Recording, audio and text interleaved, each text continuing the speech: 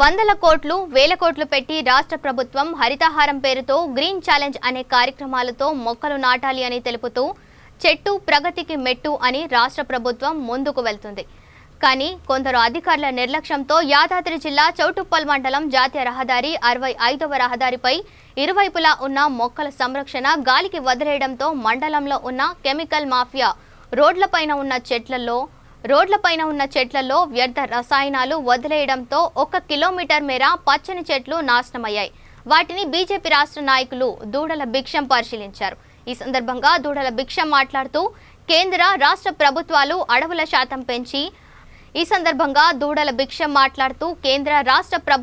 అడవుల శాతం పెంచి వర్షాలు సమృద్ధిగా కురవాలని మొక్కలు నాటాలని ఎన్నో కార్యక్రమాలు చేస్తున్నాయి. కానీ కొందరు అధికారులు వాటి ఎదుగుదల సంరక్షణ చూడలేకపోతున్నారు.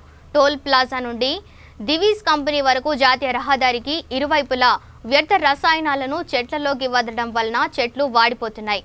ఈ రోడ్లపైన కెమికల్ను పారబోస్తున్న కెమికల్ ముఠాను వెంటనే పోలీసులు గుర్తించి పట్టుకోవాలని, అలాగే టోల్ గేట్ సిబ్బంది హైవే పెట్రోలింగ్ చేసే పోలీసులు రోడ్లపై పారబోయకుండా భూమి గాలి కలుషితం కాకుండా చూడాలని కోరారు.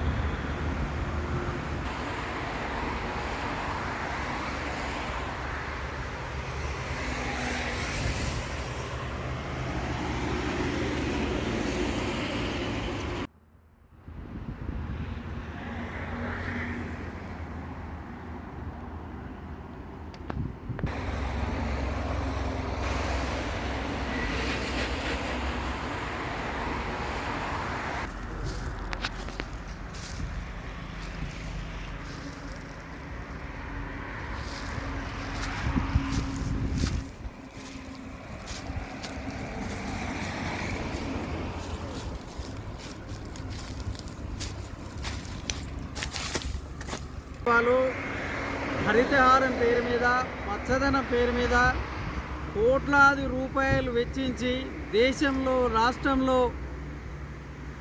ఈ అటవీ ప్రాంతాలలో మరి జాతీయ రహదారికి ఇరువైపులా ఎక్కడైతే ఖాళీ స్థలం ఉందో అక్కడ ఈ మొక్కలు పెంచే కార్యక్రమం చేపట్టింది. ఈ ప్రజల కోసం కోట్లాది రూపాయలు వెచ్చించి లక్షలాది మందిని జీవనోపాధి కల్పిస్తూ ఈ పచ్చదనం పేరు మీద ఈ మొక్కల కార్యక్రమం పెంచడం ప్రజలందరూ స్వాగతిస్తారు. కానీ ఈ చౌటుప్పల మండలంలోని కొన్ని వ్యర్థ రసాయన కంపెనీల నుంచి బ్రోకర్లు, కొంతమంది దళారులు ఆ వ్యర్థ రసాయన పరిశ్రమలలో ఉన్న వ్యర్థాన్ని మాట్లాడుకొని కాంట్రాక్టర్ రూపేణా ట్యాంకర్ల ద్వారా తీసుకొచ్చి రోడ్డుకి ఇరువైపు ఉన్న పచ్చని మొక్కల వద్ద పోయడంతో ఈ విధంగా నిలువున చనిపోతున్నాయి. మరి కోట్ల రూపాయలు వెచ్చించి ప్రతిష్టాత్మకంగా చేపట్టిన రాష్ట్ర కేంద్ర ప్రభుత్వాలు పచ్చదనం పేరు మీద హరితహారం పేరు మీద నేటికి కూడా మొక్కలు పెంచుతారు. ప్రతి ఇంటికి మొక్కలు అందించారు. ప్రతి ఇంటికి మొక్కలు పెంచాలి, ప్రతి వ్యక్తి మొక్కలు పెంచాలనే ప్రతిష్టాత్మకంగా చేపట్టిన ఈ కార్యక్రమాన్ని ఇటువంటి దళారులు నిలువున కాల్చేస్తున్నారు.